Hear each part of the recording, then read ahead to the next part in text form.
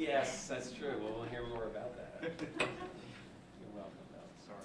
That's okay, no problem at all.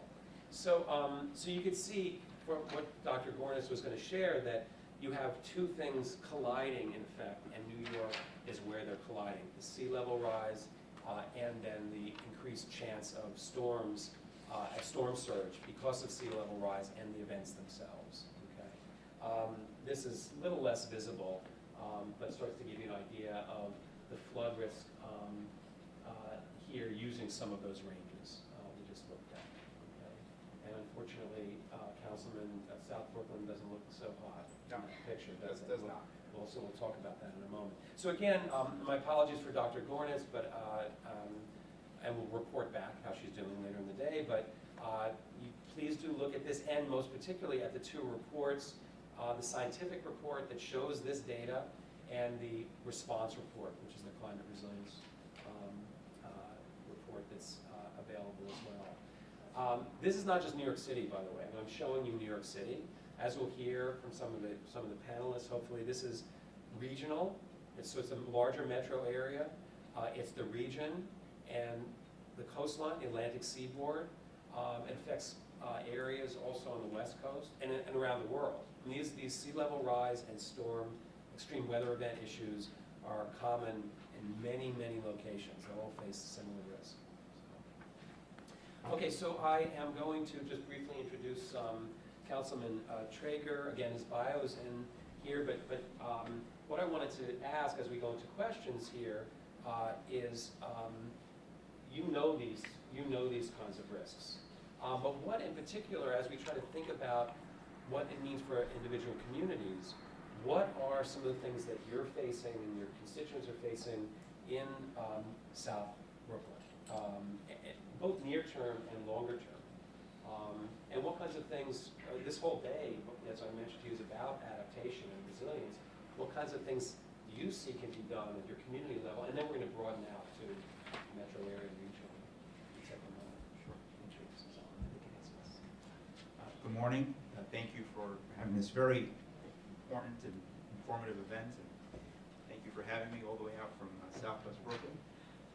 So my name is Mark Traeger. I am a newly elected city council person, represents the neighborhoods of Bensonhurst, Gravesend, Coney Island, and Seagate, which is the 47th district.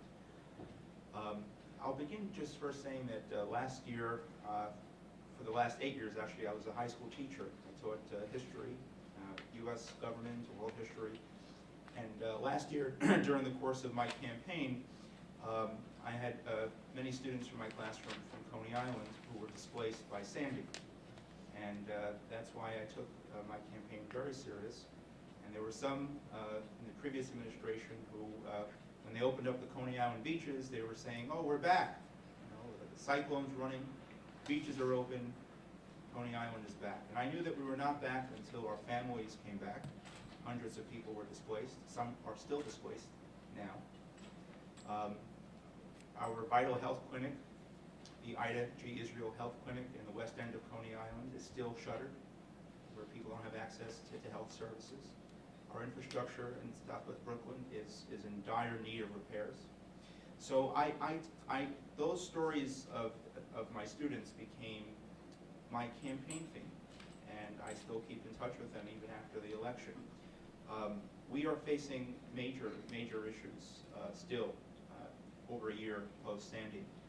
Just the other night, I hosted a meeting with Build It Back, which is a city-formed group that I guess morphed from the Rapid Repairs program. And we did a presentation just to give people an update about the status of people's applications. Again, Build It Back is a program for people whose properties were affected, and they give you options and so forth. And again, the zip code 11224, which covers Seagate, Coney Island,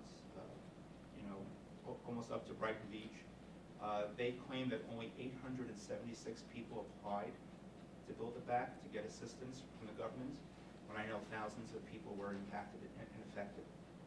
And that's a dismally low number. And I kind of stopped them during their presentation to say, how is this possible?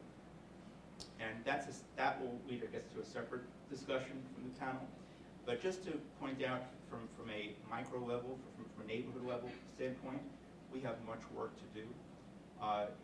My first week in office, during the first snowstorm, in a series of storms already, I have actually the most NYCHA buildings in all of Brooklyn. And one of my NYCHA developments of Dwyer houses, which still has a temporary boiler, because their boiler was flooded by Sandy, so the NYCHA installed a temporary boiler outside the complex in a wooded enclosure, broke down. So when you had temperatures outside close to 0 degrees and you had snow falling, hundreds of families had no heat, no hot water, some till 2 days. The tenant association president of Dwyer is a retired electrician.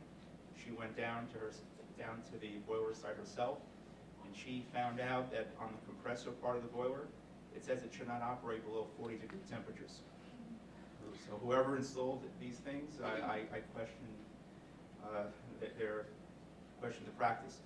But those are some of the things we're still dealing with. These boilers break down. One day they're working, one day they're not. And after I won the election, I proposed that council create a new committee to deal with the recovery process and to try to make our city more resilient moving forward. And not only did they agree to form the committee, I am the chairman of this new committee. It's called Recovery and Resiliency.